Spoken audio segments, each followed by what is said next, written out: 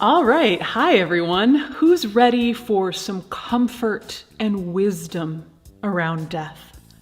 You? Yeah, me too. I am also ready for that. It's happened. There is a gosh darn pandemic on. Many of you had questions for me. Number one question for me is, are coronavirus bodies dangerous? And here's the thing, we don't really know. We do not think that they are. At this moment, the CDC, the scientists, do not believe that coronavirus bodies are infectious or are infecting other people. But we cannot guarantee that, which is why all of these precautions are being taken. My personal advocacy is to tell you that it's completely safe to be around a dead body, and it's incredibly moving to be with a dead body. So if anyone was going to lie to you and tell you it was completely safe, it would be me, frankly. But I need to be a responsible Rhonda here and say that we don't know. It's not completely clear yet, because this took everyone by surprise and there were not real solid procedures in place. It's believed they're probably not dangerous because it's a coughing, an expectorating disease, and it's shared through those droplets on surfaces and through the air.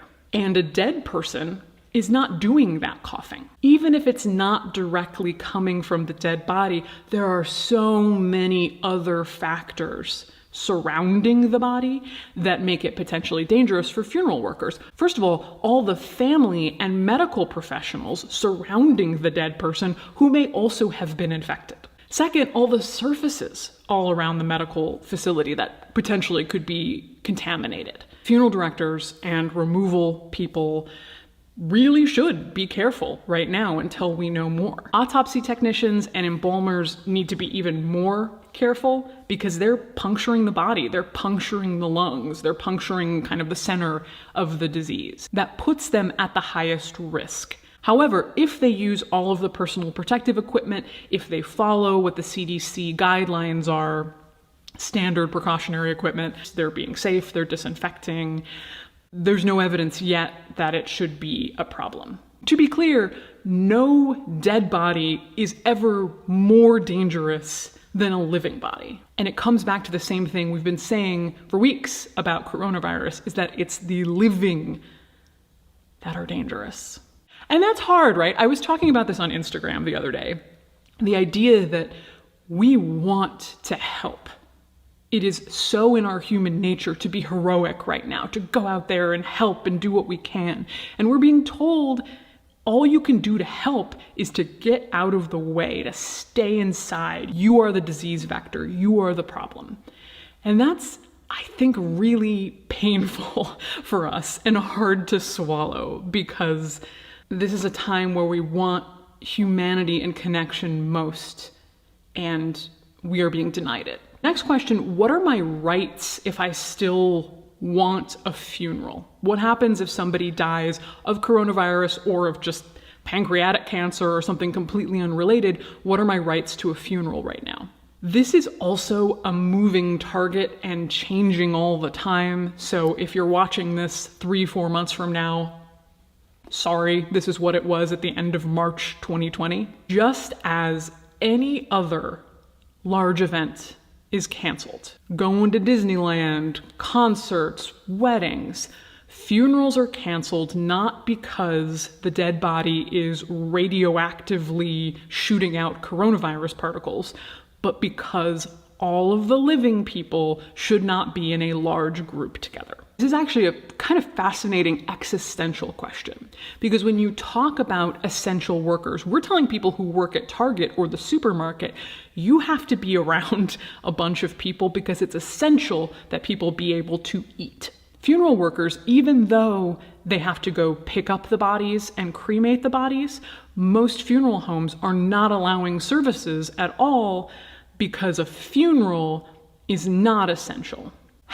But that's really hard to tell people whose mom just died and the body just disappears into the ether and is cremated and they never get to see her. You know, is eating more essential than a funeral? Yes, of course, on the surface it is, but having now to define what we value as essential in a culture, I think, is an existential question that we're going to be grappling with for quite a while. As of this moment, most funeral homes have either canceled group services entirely, or they have said no more than 10 people may come to the funeral home. Funeral homes in the United States are private businesses, so you cannot go to a funeral home and demand to see mom. You can take mom away.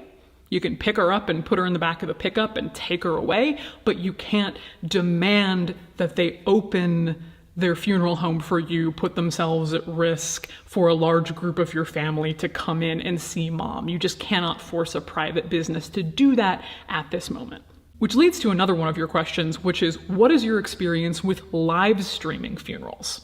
The answer is no experience. I have no experience live streaming funerals because the point of my honestly quite boutique funeral home is to come in, wash the body, dress the body, have that personalized, touching experience with the body.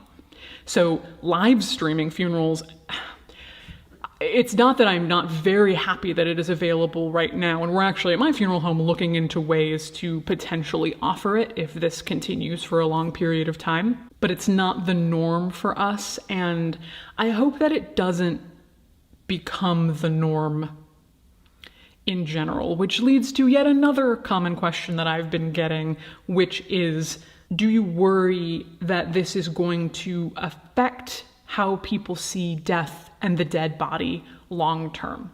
Absolutely, I do. It worries me to think of how living people are going to interact with each other going forward, as well as how we're going to treat dead people, because I think we're always looking for a way to marginalize dead people. I think we're always looking for a way to convince ourselves that dead are dangerous, that they're bad, that they're scary.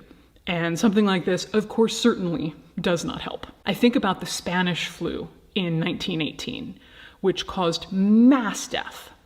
And that was one of the reasons that the funeral industry was really able to come in and say, you're exhausted, you don't want to care for your dead, let us do it. Bring us your dead.